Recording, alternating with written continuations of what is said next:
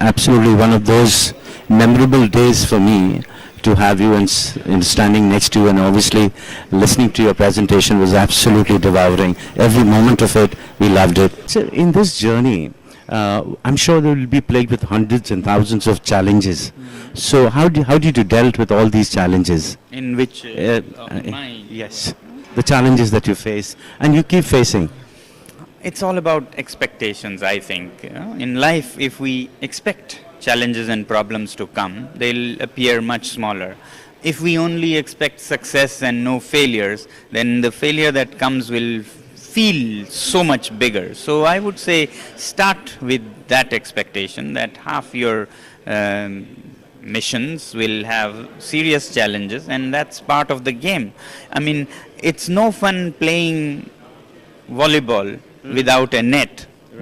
Net is the challenge, and that's what makes it interesting. No fun playing football without a goal. So to make it really interesting, you need to have these challenges. Actually, these challenges spur your mind, stimulate your mind to grow. Successes, on the contrary, often stagnate our mind. I'm more wary of successes and comforts than of challenges. That's what keeps you going higher. I think the basic philosophy and ethos that we could see from your presentation, you've really been holding hands of failures. People who fail more from the academic, and you teach them on ground, experiential.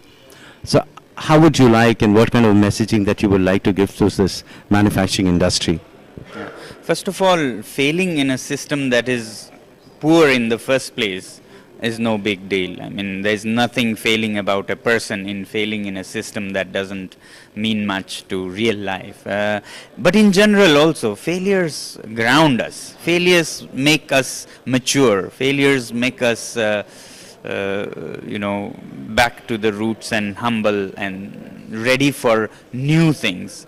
And similarly, I think in all fields, including manufacture, we need to keep striving to get it right. And in the process, if we do not get it right, it's a part of the lesson for ourselves and for future also. So it is a well worth investment and something that we should start with an expectation of. The Modi ji's campaign, Make in India, I mean, obviously finding good pastures. We're looking at some very astonishing figures growth in manufacturing. What will be the one key messaging that you would like to give to the manufacturing industry in the country? First of all, it's a great movement, well-deserved, long overdue campaign for a great and huge nation like India.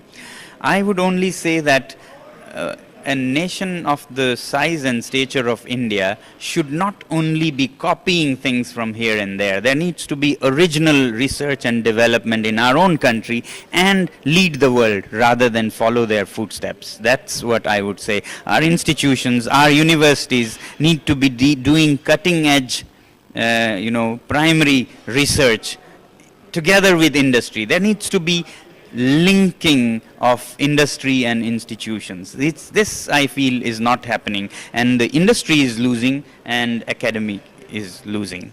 Sir, I was very, very impressed in terms of the gender diversity. Even in Ladakh, you brought the women folks up front and getting in them and making, succeed, especially in the ice hockey.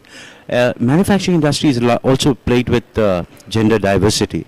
What would you like to give a messaging to the leaders in the manufacturing to inculcate and promote the women folks to get into the mainstream of manufacturing?